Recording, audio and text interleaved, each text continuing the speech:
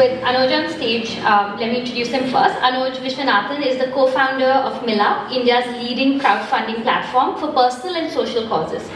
Founded in 2010, Milaap has transformed the way people in India engage with philanthropy, enabling individuals to raise funds for medical expenses, education, and community-driven projects.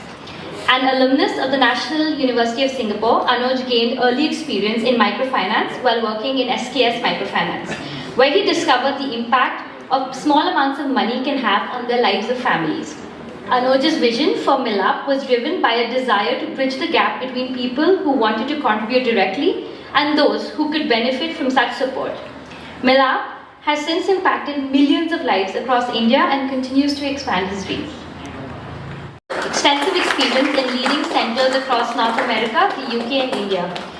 He completed an American Society of Transplant Surgeons accredited fellowship at the University of Alberta Hospital in Canada. With a focus on multidisciplinary collaboration, Dr. Asthana excels in managing skilled teams in transplant care, moving beyond traditional hierarchical models. He has authored over 35 peer-reviewed papers and has received international recognition for his research, which is supported by competitive grants from both government and industry. Thank you, Dr. Asthana.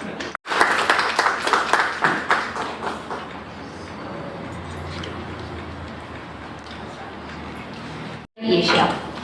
Since 2017, ICAT has transferred over 2,000 critical patients, including organ transfers, neonatal and pediatric cases, and COVID-19 patients. Under her leadership, ICAT pioneered India's first flying ECMO service, setting a world record by airlifting over 285 ECMO patients, with qualifications including an MBBS, fellowship in anesthesia, and membership in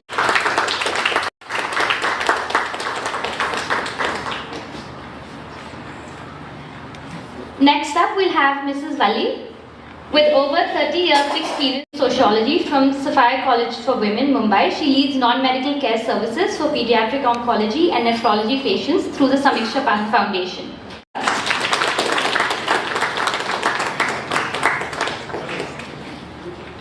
Commitment led him to pursue an MA in development from Azim Premji University, where he presented a paper on empowering Urdu school teachers in urban slums.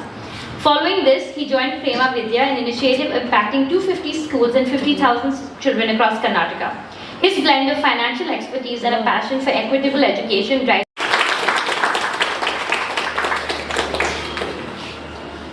Thank you all for being with us. I'd like to start off this panel discussion first with Dr. Sonal Asthana. Dr. Asthana, can you share what are the initial thoughts, concerns and questions that patients and their families have when they inform they need to seek treatment away from home? And what does that decision-making process look like, and how do hospitals provide support to help them make informed decisions? Thank you so much for having me here today, and thank you, Anuj and Shanti, mostly for the fantastic work that you do. We wouldn't be able to do this without you. I think this is an important question to answer, especially for a country like India where healthcare is still concentrated in pockets of excellence. So if you get healthcare the best places in India, it's probably better than the best in the world. But not everybody can access it because of reasons of geography and logistics. And certainly when it comes to something specialized like transplantation, which is what I do, centers that offer that are very few and far in between. So people do seek out care from within India and from outside of India, and they look at centers, they kind of do the research to identify places where they need to travel. So now consider the situation, suppose you're a middle class family, say in Orissa, whose child is diagnosed with a condition that needs a liver transplant. One, you obviously want to save a child, you want to make sure he or she gets the best care possible. Secondly, you're trying to find perhaps a place to stay in Bangalore, Delhi, Mumbai, or some center that actually offers this. And then how does one go about it? You try to identify networks, maybe reach out to family and friends who might be living in these places, and then see how they can help you. But clearly those networks are stretched thin. If you have to go for long-term care like oncology or transplant, you have to spend 3 or 4 months away from home.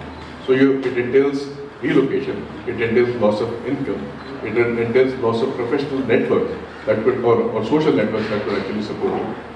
So these are huge factors, and these are probably the primary factors which deter people from seeking help. And we have seen this quite often. when we say, for example, start a satellite center or a clinic which is far away from Bangalore, the number of people who seek our help is almost 4 or 5 times the number that actually make it to Bangalore. Because they've probably decided that these hurdles are probably not worth it. They're in some bottom. It is quite overwhelming for young families to actually think about these factors. 18-year-old child wakes up one morning, who has been spending time with his or her friends, suddenly wakes up in the hospital, is isolated, is spending nearly 180 to 270 days out of school, out of the environment that he or she, he is familiar with, and spending it more or less in a hospital for treatment. School is something that is like an anchor for these kids, and suddenly this anchor is missing. So what happens is the child is lost. In addition to that, what happens when it is a child who has to come for treatment to cancer, like Dr. Asana said, moving out of the city or the place that you are living in, coming to a different place, the entire family gets uprooted. So it's not just the child, it is the child, the siblings, the parents, or even the grandparents sometimes. Sometimes it is like a divide and take care kind of thing. Grandparents stay with the other siblings while the parents bring the child for treatment, or vice versa. Many different permutation combinations of which family member comes with the child for treatment. Sandy and all of you for having me here. And Milaap and ICAT Foundation and ICAT Air Ambulance has been we have been working together for a long time, especially during COVID and after COVID as well. We have done a lot of COVID-related work in terms of providing under a campaign called COVID India campaign with me and Sudeep Lalisetti. We both kind of headed a campaign where Milaap played a great role bridging the gap between the donors and the ICAT Foundation COVID India campaign. I can speak about the campaign for almost like 3-4 hours, but one of the most important one was SOS, that is Save Our Saviors, where we provided N95 and masks, because I just wanted to highlight the work we have done together as well when we're all here. And along with that, we adopted 10 ICUs across Karnataka. We trained the doctors and ICU staff how to manage patients. Along with that, we also ran Breathe India, where we used to convert every 48 hours, we used to convert one oxygen isolation center into oxygen center with training and medications. So, and now Milaap has been involved with few of our patient airlifts as well. So coming to the point about delivering bad news, I would say straight on to that, training is what plays a major role here.